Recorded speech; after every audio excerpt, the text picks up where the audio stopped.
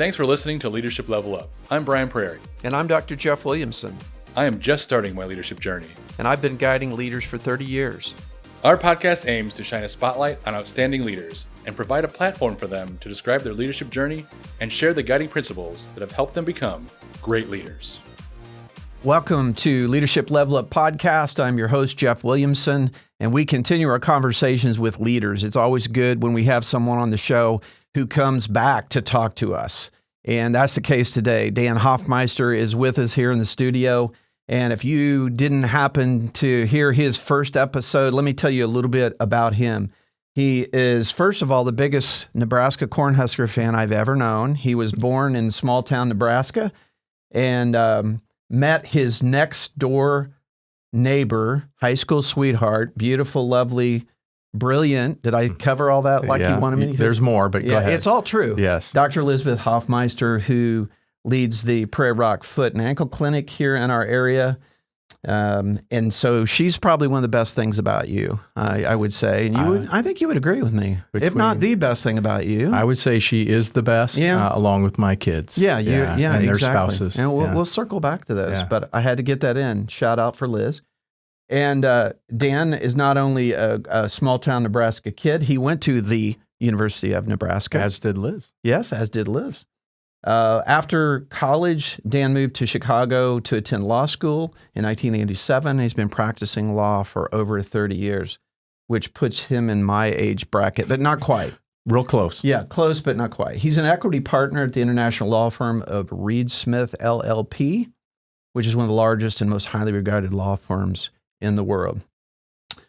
We mentioned their children. They have three wonderful adult children who are now out and developing and serving in their careers. They're all married to terrific people who have had opportunity to meet all of them. Yeah. And so family is super important to Dan and to Liz, and that's one of many things I love about them. So good to have him back with me.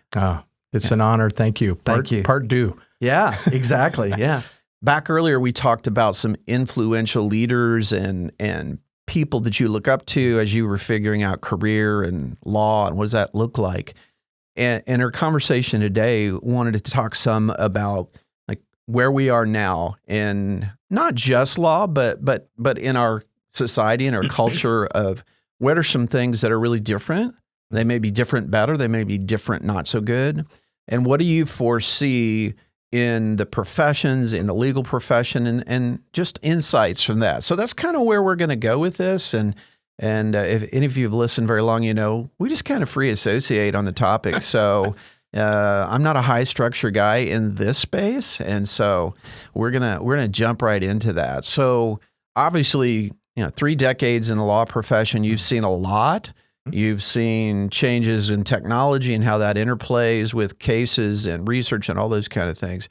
So kind of walk us into that to say, gosh, looking back, here's some things that come to mind that are really different now within my profession than what they were back maybe in the 90s when you were just a young pup lawyer. Yeah. Well, first of all, we used to have very elaborate millions of dollars worth of legal libraries and books. Yeah. And we don't have that anymore. Yeah. Everything is on the web, of course. And so I think that has been a dramatic change, particularly early on, is moving from the book age to the tech age and watching all of that transpire.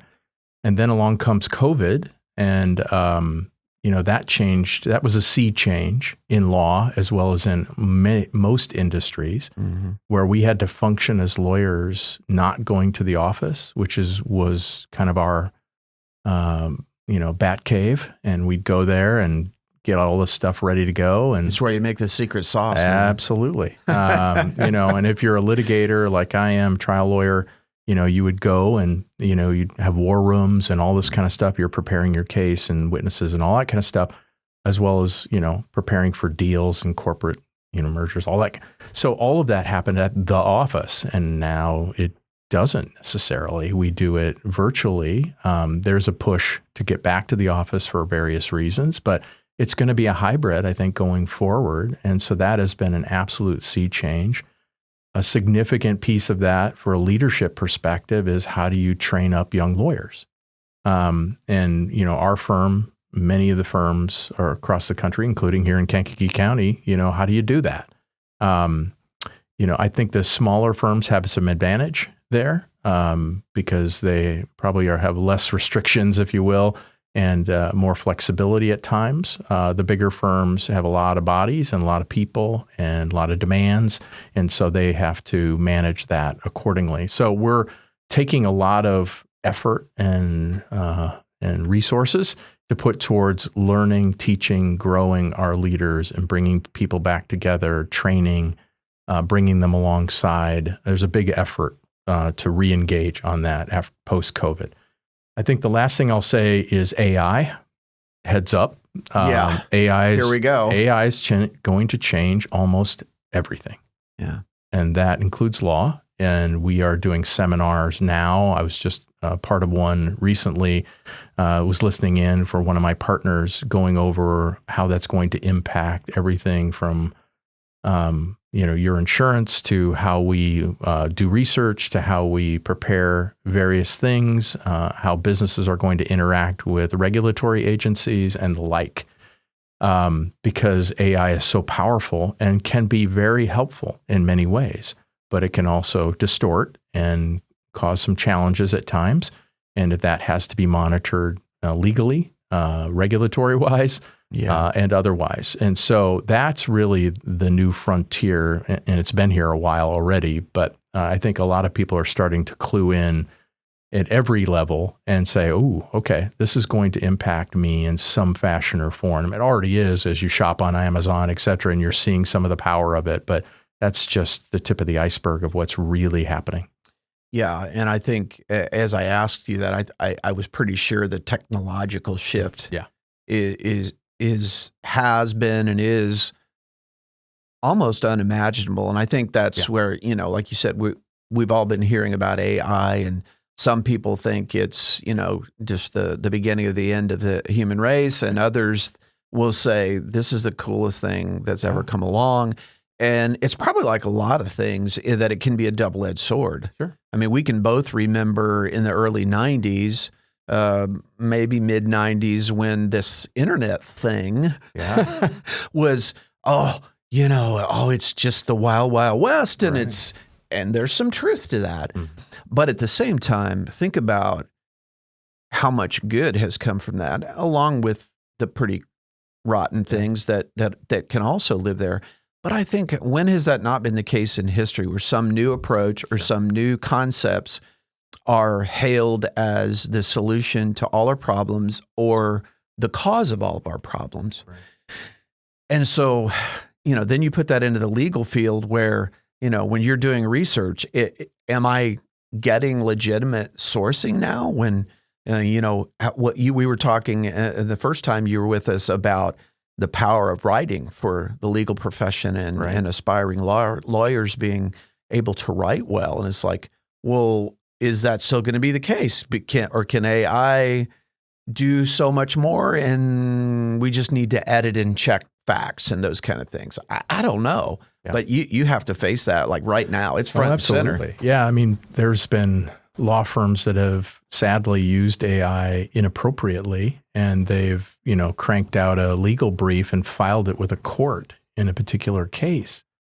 And it was kind of gobbledygook, and the sources weren't correct. And it's just something that was cranked out by AI. And again, it's garbage in, it's garbage out. Right. And it's all about the inputs and other things that you're feeding the machine or the brain, if you will. Right.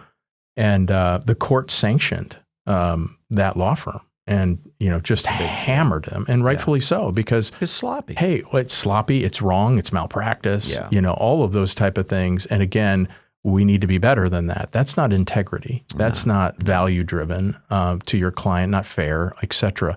And so, putting that in the right perspective, using those tools, because they are tools like the internet, like all kinds of social media can be a tool. And it can be very helpful, but then it can be very destructive, of course. And so we just have to manage our way through that and do it in an honoring values, integrity sort of way. Right. And that's the key, is because when one individual or one firm goes and pulls something like that, then the whole profession tends to get a black eye, so to speak. Yeah.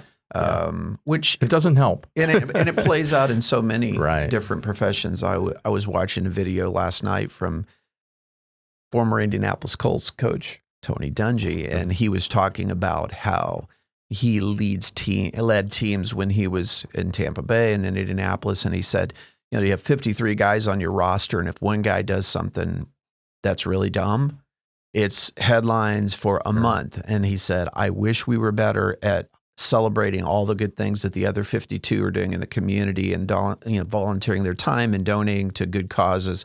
But for whatever reason, we tend to hear about the one that went off the ranch a bit. And so he was speaking to the power of being positive about all the good that's happening. Yes, some things are going to happen that we regret or that somebody does, and we think, why in the world would you think that's okay? Yeah. But let's talk about all the wins. Let's talk about all the positive things. And I think that's true in so many professions. Yeah, absolutely. I think it's certainly, it speaks to brand, right? And law firms have brands. As mentioned, Reed Smith is an international law firm. It's considered one of the best in the world. We have 30 offices around the world. Just global. Right, exactly. It's everywhere. And the quality of lawyering and the kind of advice you're getting and work product is critical. And that's critical to our brand. There are lots of really good law firms out there. And we're all paying very close attention to that because, like you said, if somebody does something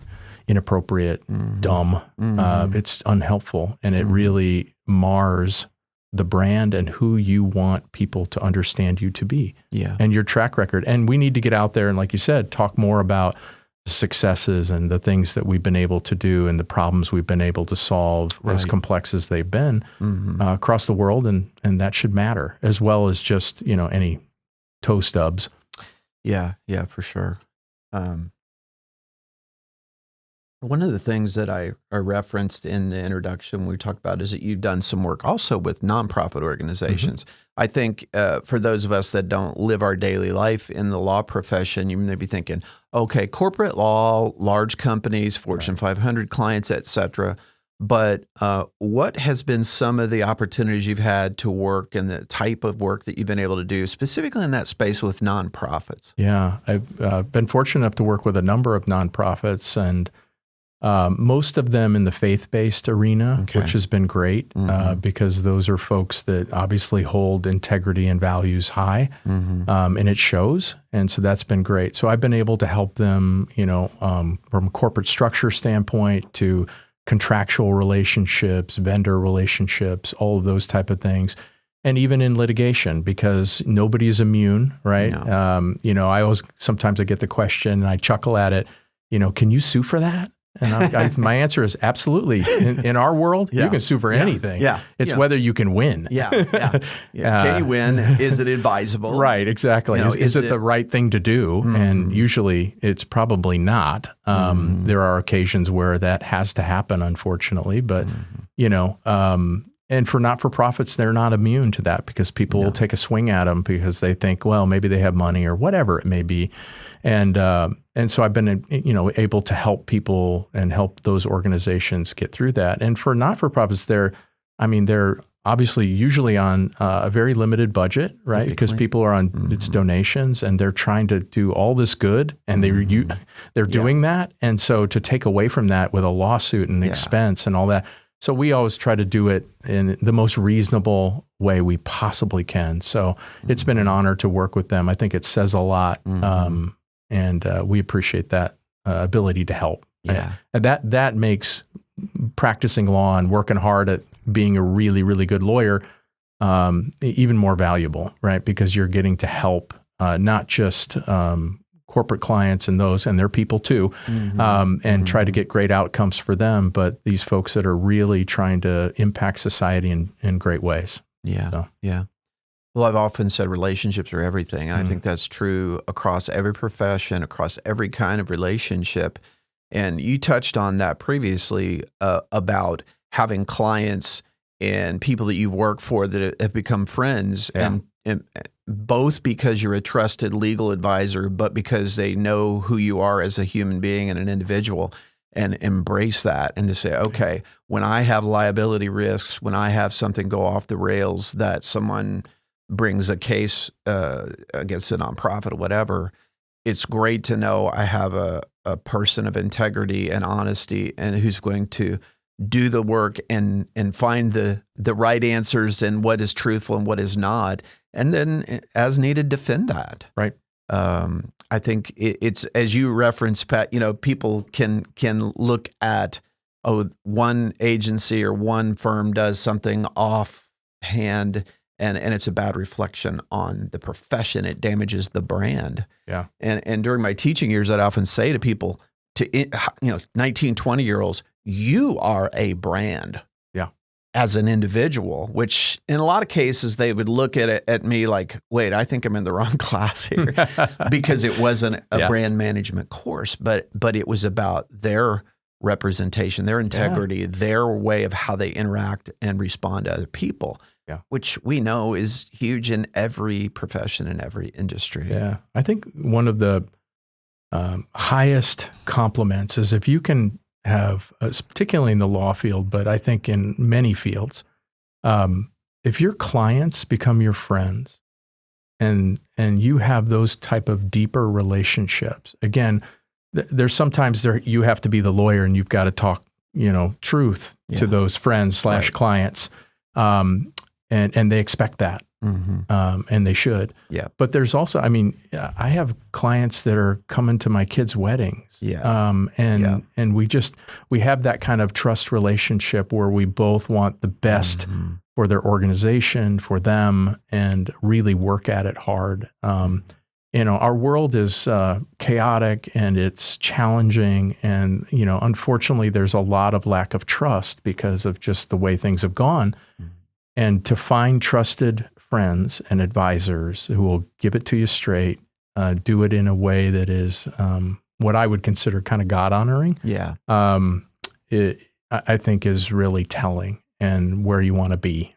So in that, not sacrificing expertise and all that kind of stuff, because you can do that. But boy, having a trusted advisor goes a long way. Yeah. Yeah. Yeah. And I am often talking about and seeking joy in my work. You know that. Yeah. And I hear you talking about clients who become friends, who come to your children's weddings, who call you on your birthday, hang out, whatever. Yeah. And I think I will often say to people, I want that for everybody. Whatever their profession is, I don't want anybody to go to some place, or whether they're working at home or whatever, and say, I don't really like this, but it pays the bills. Yeah. I don't want that. And I know there are lots and lots of people that live that and would like to do something else, but I want to encourage them. Oh, I agree.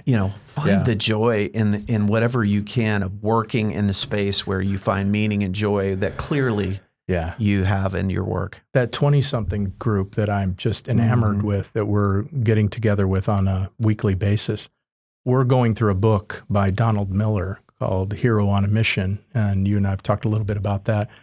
Really good book, especially I think in the younger years, to help frame that and drive you to missional, purposeful, meaningful life, and drive you to that, as well as looking on the back end. And Donald makes a big point of saying, could you write your eulogy now? And this is not to be dark in any way, but it's really to have the end in mind, right? And that's good leadership. That's smart. What do you want to be known for? What do you want to be understood about you at the end of your days?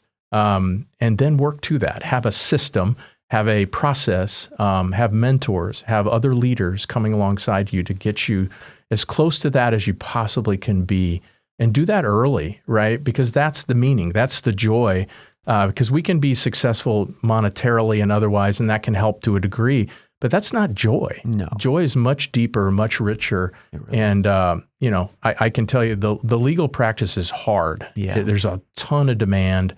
Anybody who's a lawyer out there knows how challenging it is. And my heart goes out to all of you because I live it too. It's great.